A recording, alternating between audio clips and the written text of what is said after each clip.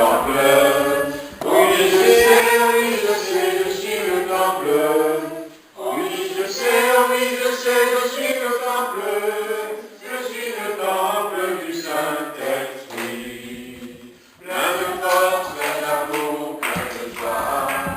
Plein de force, plein d'amour, plein de joie. Plein de force, plein d'amour, plein de joie. Nous sommes le temple du Saint-Esprit. Savez-vous que vous êtes le temple? Savez-vous que vous êtes le temple? Savez-vous que vous êtes le temple?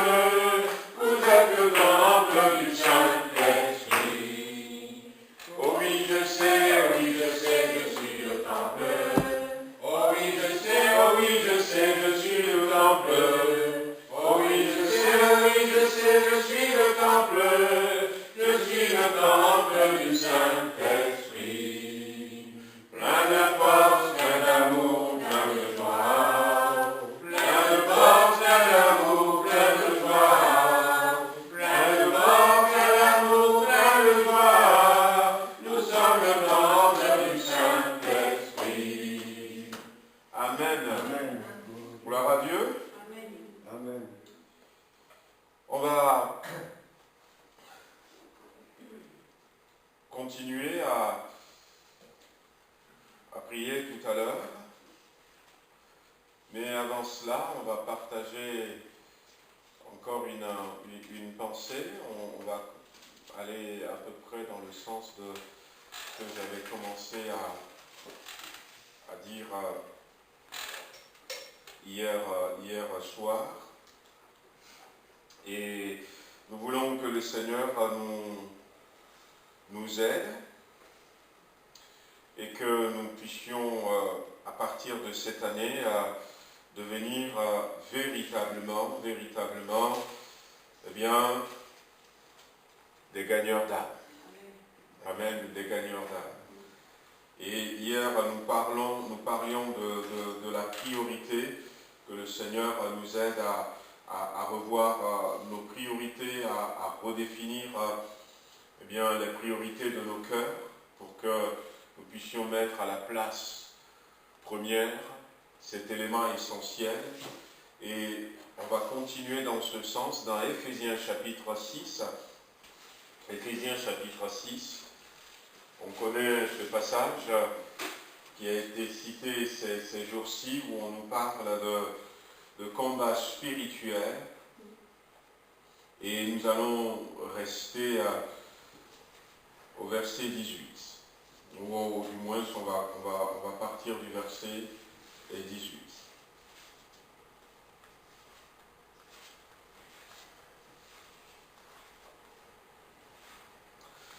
Alors il est dit, faites en tout temps par l'Esprit toutes sortes de prières et de supplications. Veillez à cela avec une entière persévérance. Priez pour tous les saints.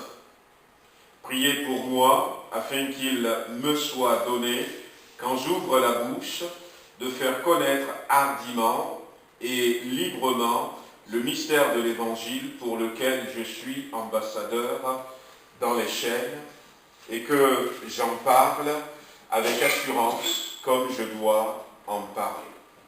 Donc on voit encore une fois de plus l'apôtre Paul ici qui va demander la prière. Il a parlé des armes spirituelles en disant nous n'avons pas à lutter contre la chair et le sang, mais contre les autorités, contre les dominations, contre les ruses du diable, tout cela qui sont des choses quand même extrêmement spirituelles. Et puis il va les encourager, les Éphésiens, à la prière. Et dans cet encouragement à la prière, il leur dit faites en tout temps, par l'Esprit, toutes sortes de prières et de supplications, et veillez à cela avec une entière persévérance, c'est-à-dire ne baissez pas les bras dans la prière, continuez avec ferveur, priez pour moi. Il va demander de la prière pour lui. Et encore une fois, nous voyons ce que nous disions hier, même si il a des besoins, et La priorité pour lui, c'est qu'il lui soit donné, quand il ouvre la bouche, de faire connaître avec hardiesse et avec liberté la bonne nouvelle.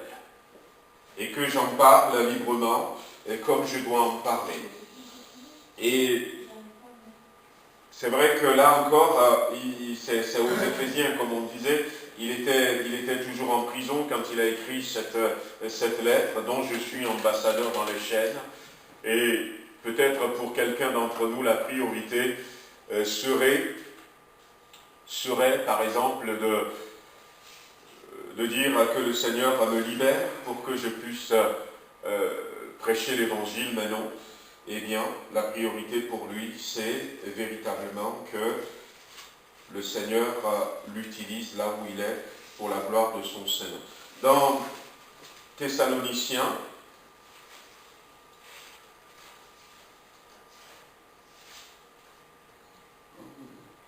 alors on va lire 2 Thessaloniciens chapitre 3. 2 Thessaloniciens chapitre 3.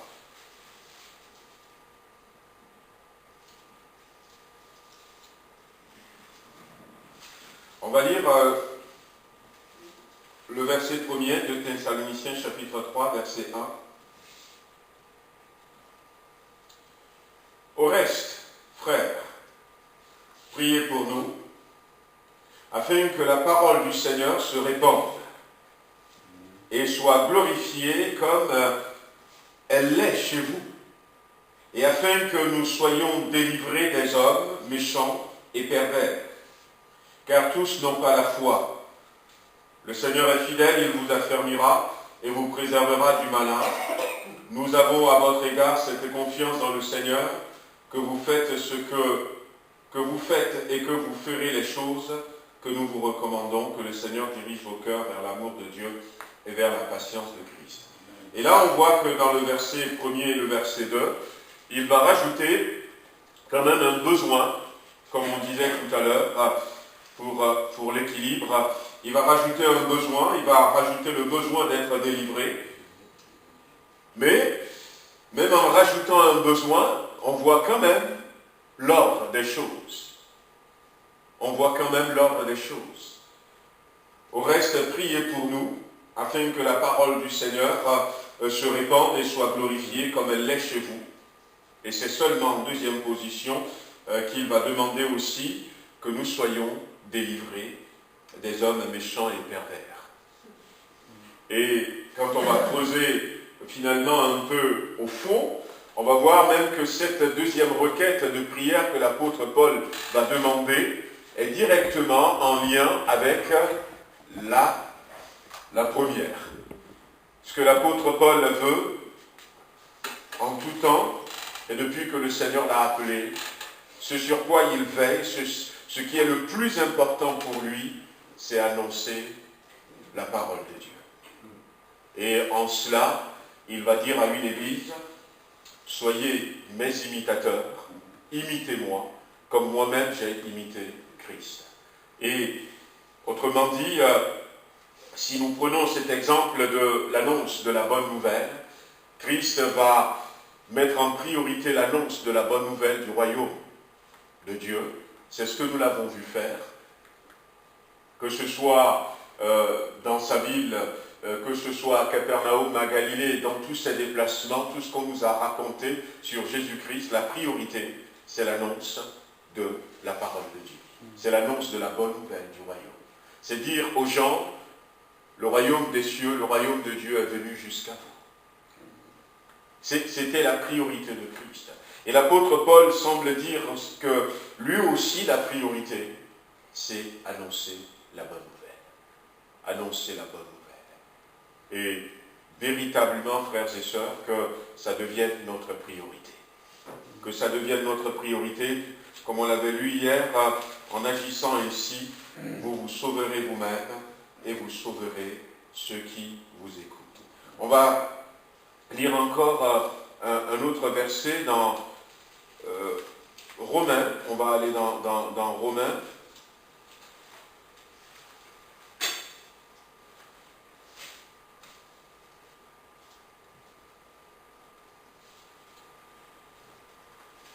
va aller dans Romains, où l'apôtre Paul va dire, je cherche ce verset qui m'est venu, où il va dire « Malheur à moi si je ne prêche pas l'Évangile ».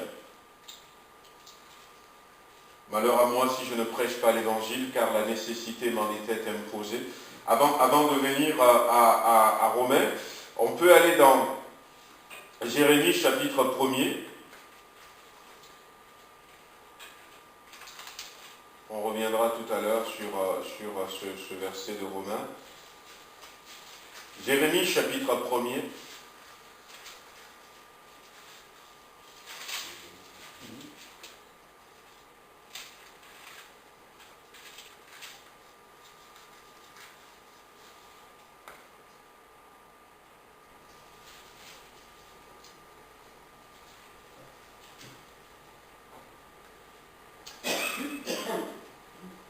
On va lire à partir du verset 4. On va lire à partir du verset 4. C'est intéressant de voir que la parole de l'Éternel, Jérémie chapitre 1er, verset 4, la parole de l'Éternel me fut adressée en ces mots: avant que je t'eusse formé dans le ventre de ta mère, je te connaissais. Et avant que tu ne sortes de son sein, je t'avais consacré. Je t'avais établi prophète des nations. Je répondis à Seigneur éternel, voici je ne sais point parler car je suis un enfant. Et l'Éternel me dit, ne dis pas je suis un enfant, car tu iras vers tous ceux auprès de qui je t'enverrai. Et tu diras à tout ce que je t'ordonnerai, ne les crains point, car je suis avec toi pour te délivrer, dit l'Éternel. Puis l'Éternel étendit sa main et toucha ma bouche. Et l'Éternel me dit, voici je mets mes paroles dans ta bouche. Regarde, je t'établis aujourd'hui sur les nations et sur les royaumes, pour que tu arraches et que tu abattes, pour que tu ruines et que tu détruises, pour que tu bâtisses et que tu plantes. Alors, on a, pour ceux qui étaient là à midi, on a aujourd'hui qui est revenu. Je t'établis aujourd'hui. Donc je disais que le temps de Dieu c'est aujourd'hui. Aujourd'hui. J'avais cité vite fait Hébreux chapitre 3 et chapitre 4. Dans ces deux chapitres, à 5 reprises, il va être question de aujourd'hui. Dieu Fils à nouveau, un nouveau jour, aujourd'hui. Et je disais que aujourd'hui c'est le temps de Dieu.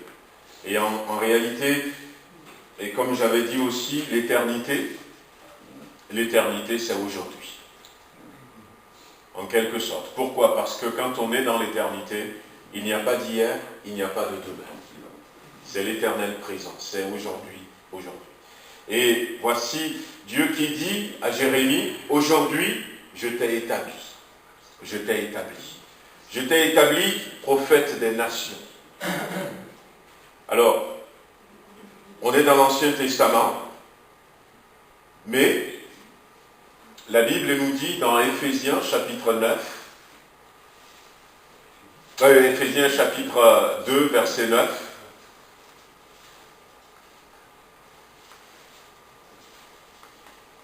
on est dans l'Ancien Testament, mais la Bible nous dira dans Éphésiens chapitre 2, verset 9, que nous ne sommes pas sauvés par les œuvres, mais nous sommes sauvés par la grâce, et nous sommes sauvés pour accomplir les bonnes œuvres que Dieu a préparées d'avance pour que nous les pratiquions. Ouais. Vous le verrez à partir du verset 8 jusqu'au verset 10. Nous ne sommes pas sauvés par les œuvres, mais nous sommes sauvés par la grâce. Mais nous sommes sauvés pour pratiquer les bonnes œuvres que Dieu a préparées pour nous d'avance. Et il nous l'a préparé d'avance, ces bonnes œuvres. Et voyez-vous, ça rejoint à peu près ce que Dieu dit ici à Jérémie. Avant que tu ne sois... je te connaissais déjà, Avant même que je t'ai formé dans le ventre de ta mère, je te connaissais. Et avant que tu ne sortes du ventre, du sein de ta mère, moi j'avais un plan, j'avais des projets pour toi. Et ce plan, ces projets, c'est ce que la Bible dit, c'est bonnes œuvres. Les bonnes œuvres. Et ce serait dommage pour nous de ne pas se comporter comme l'apôtre Paul, de ne pas se comporter comme Jésus-Christ et de louper ces bonnes œuvres, de nous laisser accaparer par tellement de choses, d'avoir des désirs assez éparpillés, loin du projet que Dieu a pour nous, et de ne pas accomplir ce pourquoi Dieu nous a sauvés, ce pourquoi Dieu nous a choisis. Et on va continuer à prier pour ça. Il y a des choses aussi pour lesquelles j'aimerais que nous puissions prier. Dieu dit, je mets ma parole dans ta bouche. Dieu dit même, ne dis pas, ne les crains pas. Lui, il dit, mais, Éternel, je ne suis qu'un enfant. Alors, c'est les obstacles, c'est ce que nous voyons. C'est ce qui nous empêche, nous. C'est notre incapacité. On se dit, mais non, mais j'y arriverai pas.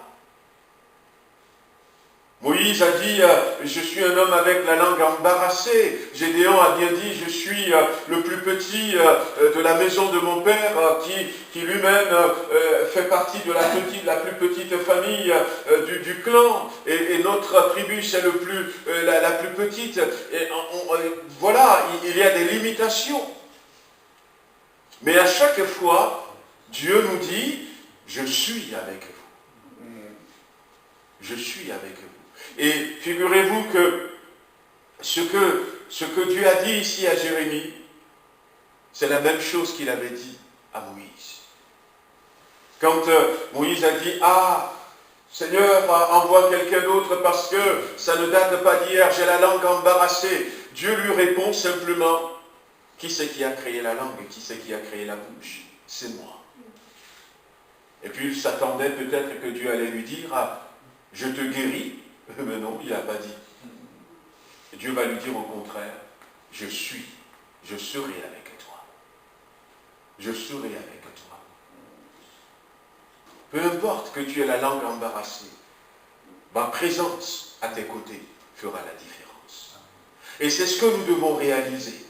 Que c'est vrai que je suis boiteux. C'est vrai peut-être que je parle mal, que mon français n'est pas tout à fait droit. C'est vrai peut-être que je n'ai pas toute la connaissance de la Bible. C'est vrai que peut-être je ne parle pas en langue. C'est vrai peut-être que pour le moment je n'ai pas le don de prophétie, même s'il faut aspirer à ces choses. C'est vrai que je n'ai pas beaucoup de temps. On peut se trouver des excuses. Mais ce qui est vrai aussi, que nous ne devons pas oublier, c'est que malgré mes faiblesses, malgré mes casseroles, Dieu est avec moi. Amen. Dieu est avec moi. Et le succès se trouve là. Le succès se trouve là. La réussite, la victoire, le salut des âmes se trouve dans cette relation que j'ai avec Dieu. La première des choses. Et ne les crains point, car je suis avec toi pour te délivrer. Je suis avec toi. Jésus dit, n'ayez pas peur de ce que vous allez dire, car à l'heure même, et des fois, on a envie que ce qu'on doit dire, et c'est ça qui nous bloque, frères et sœurs, ce qu'on doit dire nous soit donné avant. J'aurais aimé qu'ils me le disent avant. Ne serait-ce que peut-être 1 heure avant. Mais non, c'est pas ça sa promesse. Il me dit plutôt, fais-moi confiance. À l'heure même. À l'heure même. Ah Seigneur. Ouais. Et c'est là où nous avons besoin de la foi. D'abord, gardez de dire que Dieu est avec moi. Dieu est avec moi. Dieu est avec moi. La Bible dit que lorsque Jésus dit à Pierre, c'est moi, viens, que Pierre est sorti de la barque et il a commencé à marcher sur l'eau. Et il était sur l'eau, il marchait sur l'eau. Il y avait les vagues. Mais à un moment donné, il enlève ses regards de Jésus et commence à regarder. Et à ce moment-là, il a commencé à s'enfoncer. Il a commencé à s'enfoncer. Non, frère. Non, frère. Non, sœur. Ne mettons pas le regard sur les capacités que nous avons, les compétences que nous pourrons avoir. Oh, lui, il peut bien s'en sortir parce que il est éloquent. Mais non, ce n'est pas l'éloquence qui le fait. Ah oui, lui, il peut bien s'en sortir parce qu'il est à l'aise devant les gens. Mais non, ce n'est pas ça qui va le faire. Ça peut contribuer. Et même si celui qui est à l'aise, si celui qui est éloquent, compte sur son éloquence, il ne va pas réussir. Oh, quoique, il peut réussir peut-être à parler, mais il ne réussira pas à faire ce que Dieu attend de lui. Attend de lui. Donc, première chose, eh bien, prions, Seigneur, je veux te tenir comme ça. Je veux qu'on soit comme ça, main dans la main. Qu'on soit ensemble. Seigneur, renouvelle-moi dans ma relation avec toi. Parce que c'est toi, à côté de moi. C'est toi avec moi qui fait la différence. Et la différence, ce n'est pas simplement évangéliser. La différence, c'est faire des disciples. C'est voir la vie changer, transformer. Et puis, ce que Dieu dit aussi ici, eh bien,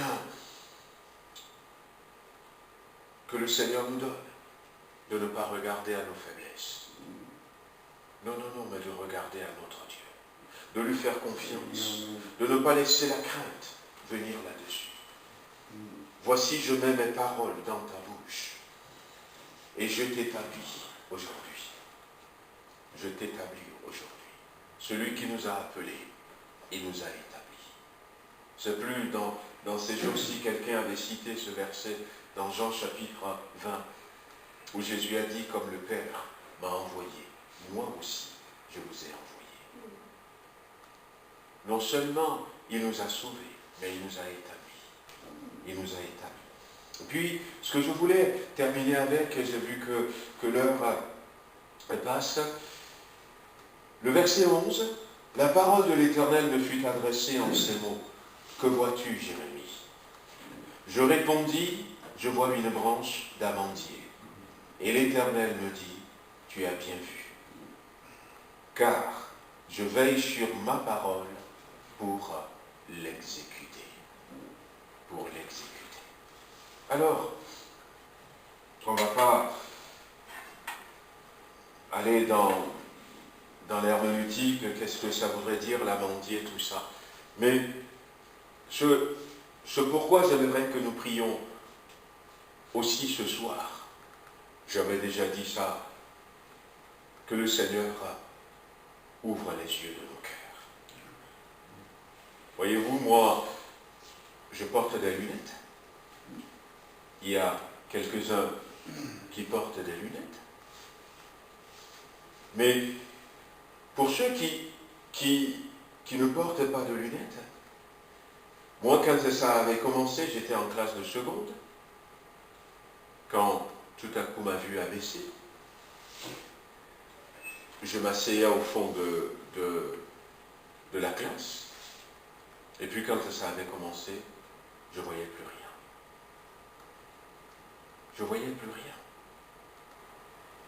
Alors j'avais mes deux yeux, mais je ne voyais plus rien. Et ça a duré des années. Ça a duré des années. Ça a été compliqué pour moi à l'école. J'étais en classe de seconde. Quand j'étais arrivé en seconde, j'avais une moyenne, on avait passé le brevet. Aujourd'hui, je ne sais pas, mais à l'époque, c'était quand même un diplôme, puisque certains s'arrêtaient là.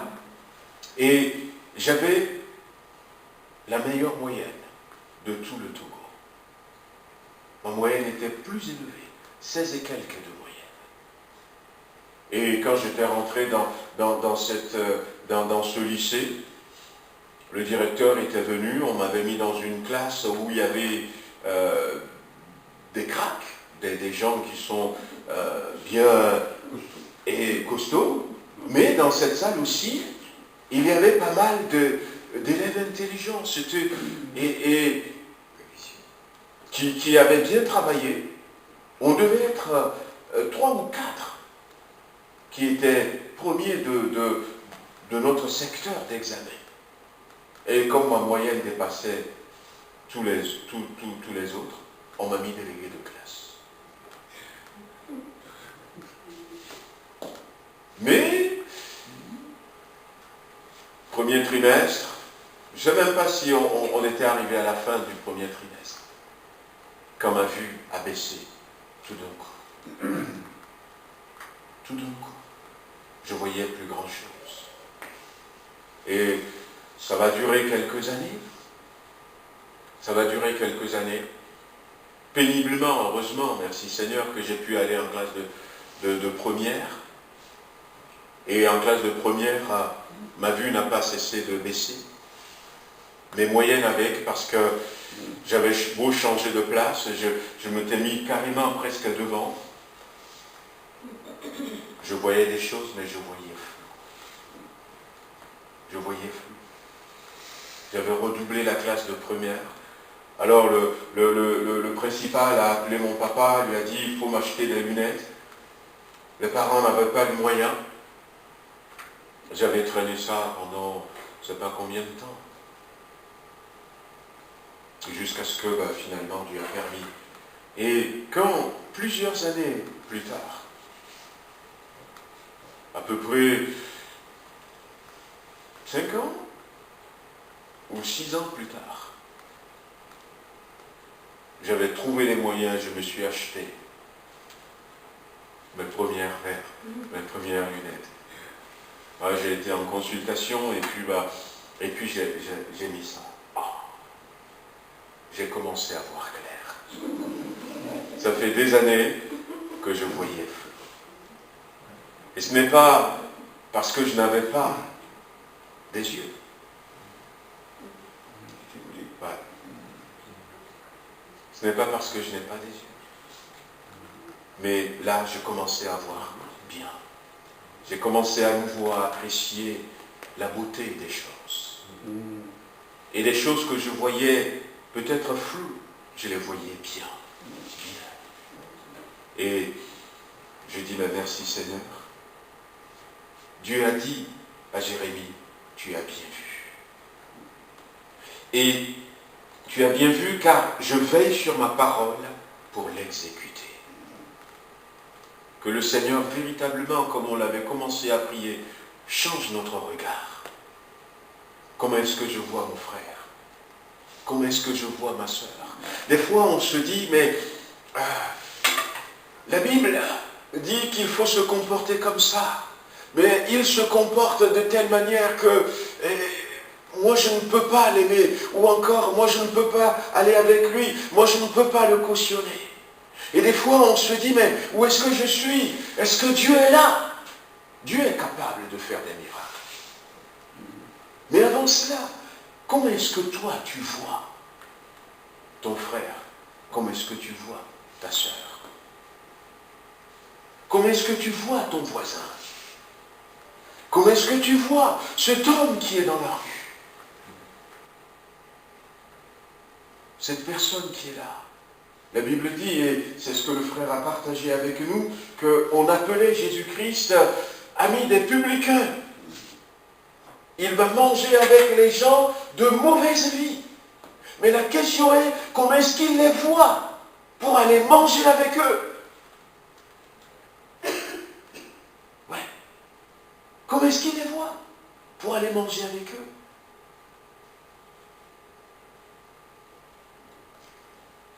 Alors, je ne sais pas dans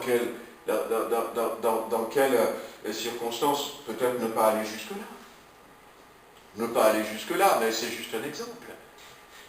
Est-ce que, comme Momo disait par exemple, qu'il s'était baissé vers celui qui était là, qui faisait la manche, pour écouter ce qu'il dit. Mais est-ce que nous, ça nous dirait même de s'asseoir à côté d'une telle personne? Mais si on ne va même pas jusque-là, est-ce que ça nous dirait, frères et sœurs? Si nous voulons gagner des âmes pour le Seigneur, nous avons vraiment besoin. Si nous voulons que le Seigneur accomplisse ce qu'il est en train de dire là, je t'ai choisi pour de bonnes œuvres. Je les ai préparées d'avance. Et j'ai tout fait pour que tu sois sauvé. Parce que j'ai préparé de belles œuvres. Qu'est-ce que ce serait bien, qu'est-ce que ce serait beau que tu rentres dans ces belles œuvres que j'ai préparées pour toi. Je les ai préparées. Et je te regardais. Je suis passé par tous les chemins pour te sortir de la misère. Et je suis avec toi. Je vais rester avec toi pour que tu rentres dans ces belles choses. Mais si il ne nous donne pas cette vision, s'il ne met pas des lunettes aux yeux de notre cœur, pour que nous puissions bien voir l'autre, si nous ne sommes pas imitateurs de Christ. Nous avions lu dimanche, ayez les sentiments qui étaient en Jésus-Christ. Ayez les mêmes attitudes comme Jésus-Christ. C'était le verset sur lequel on était parti dimanche matin. Alors, je ne vous dis pas, allez vous asseoir, forcément à côté de quelqu'un qui est dans la rue, mais laissons-nous envahir par le Saint-Esprit. Prions encore ce soir. Seigneur, donne-moi de ne pas me laisser arrêter par mes faiblesses, par mes limitations. Donne-moi d'avoir une relation intime avec toi. Parce que je comprends que c'est toi à côté de moi. C'est toi avec moi. C'est là seulement que les gens seront sauvés. Mais Seigneur, je viens vers toi, comme ça a été dit dans l'Apocalypse chapitre 3, la lettre à l'église de Laodicée. Seigneur, je veux acheter de toi des colliers pour mettre sur mes yeux. Je veux que tu me donnes une paire de lunettes pour mes yeux spirituels. Je veux que tu ouvres mes yeux spirituels, bref. Je veux voir l'autre comme Christ voit. La femme qui était venue mettre du parfum, mais d'abord, elle a pleuré. Imaginez la scène. Il était invité chez les grands, chez les personnalités, Jésus. Il était assis et puis, une femme de mauvaise vie, une prostituée, rentre. Et déjà, il y a certains qui vont dire, mettre la main sur le nez, oh là là, qu'est-ce qui se passe et tout. Et puis cette femme qui vient s'asseoir au pied de Jésus et qui commence à pleurer et à mouiller ses pieds de ses larmes. L'a essuyé avec ses cheveux. Mais imaginez la scène aujourd'hui. Alors, j'étais dans un cadre où il y a quand même des personnalités religieuses de l'époque. Ils étaient tellement embarrassés. Et certains diront dans leur cœur, eh bien, celui-là, je ne l'inviterai jamais. D'autres disent, mais il prétend être un homme de Dieu, si seulement il sait qui est cette femme. Et quand il va voir quelqu'un comme Lévi, que les gens détestaient, lève-toi. Et quelques versets plus loin, il était en train de manger avec Lévi. Il dira à Zachée que tout le monde détestait presque. Eh bien, je veux dormir dans ta maison. Comment est-ce qu'il les voyait? Et comment est-ce que nous voyons ceux qui sont autour de nous? On prie quelques instants. Que le Seigneur fasse des choses en nous. La priorité, c'est faire ce que le Seigneur me demande. Je retrouverai le verset de Romains et puis je reviendrai dessus demain. Le verset de Romains, je reviendrai demain midi ou demain soir. Seigneur notre Dieu, nous voulons te remercier encore pour la grâce que nous avons de mettre à part ces quelques jours pour être formatés à nouveau. Être formatés à nouveau pour retrouver ce zèle, comme nous l'avions cité ces derniers temps. On disait de Jésus-Christ, le zèle de ta maison le dévore. Et nous voulons retrouver ce zèle, nous voulons retrouver ce premier amour, nous voulons retrouver la priorité, Seigneur, de notre marche chrétienne avec toi. Nous voulons comprendre que les temps sont courts, que tu es à la porte et que tu reviens bientôt. Et que, Seigneur, tu nous as choisis toi-même pour faire de bonnes œuvres. Et que ces bonnes œuvres, c'est le salut, ça passe par le salut de ceux qui nous entourent. Ça passe par le salut, Seigneur, de nos bien-aimés qui ne sont pas encore à toi. Ça passe, Seigneur, par ta gloire qui va se répandre de plus en plus lorsque nous allons apporter cette bonne nouvelle, que ça va toucher les cœurs et que nous allons voir des gens qui sont durs de cœur, des gens qui sont fermés, des gens qui se disent athées, des gens même, Seigneur, qui ont dit ouvertement: eh bien, moi je hais Dieu, se tourner vers toi, Seigneur. Quelle beauté ça va être, quelle œuvre merveilleuse ça va être. Et tu nous dis dans ta parole que tu as préparé ces œuvres pour chacun d'entre nous et que tu nous as sauvés justement pour que nous puissions rentrer dans ces bonnes œuvres et les appliquer, Seigneur, avec toi à notre côté. Oh Seigneur notre Dieu, nous nous regardons limités parce que nous croyons que nous allons faire avec notre éloquence, que nous allons faire avec, Seigneur, notre capacité, notre force, nos talents, et des fois nous disons, nous manquons de temps, nous disons que nous ne savons pas parler, mais Seigneur, malgré cela, tu nous dis ce soir: voici mon Église, voici mes enfants, je suis avec vous, ne craignez pas, ne vous laissez pas limiter. Seigneur, viens simplement nous donner de mettre notre confiance en toi, donne-nous de grandir, Seigneur, dans cette vision. Dieu à mes côtés, Dieu avec moi, je ne marche pas seul. Donne-nous d'avoir la foi en toi, une foi qui nous dit de ne pas dire qu'il faut que tout soit bien ficelé, que tout soit bien carré avant que je sorte dans la rue, mais de compter sur toi qu'à l'heure même, toi à côté de moi, tu me donneras la parole qu'il faut. Toi à côté de moi, tu me donneras, Seigneur, tu donneras à chacun d'entre nous, oui Seigneur notre Dieu, de faire ta volonté, de faire ce que toi tu as prévu pour nous. Seigneur notre Dieu, s'il te plaît ce soir, aide-nous à rentrer pleinement dans cette dimension. Aide-nous à rentrer, Seigneur. Certains, comme moi, Seigneur, ont besoin. Comme à un moment donné, Seigneur, à un moment donné de ma vie, je disais qu'à un moment donné, Seigneur, je ne voyais plus bien. Et pendant un temps, Seigneur, j'ai voulu continuer comme ça, mais ça n'a pas marché. Mes études n'ont plus marché parce que je ne voyais plus bien. Et il a fallu à un moment donné que j'ai des lunettes pour commencer à nouveau à bien voir. Et dans notre vie chrétienne, Seigneur, ça ressemble à cela. On commence bien, et puis on avance, et puis à un moment donné, on perd de vue. On perd, notre vue baisse, et on n'arrive plus à bien voir. Ni dans l'église où tu nous as placés, nos frères et nos sœurs, on n'arrive plus à bien les voir. Et ni dehors, Seigneur, ceux qui nous entourent.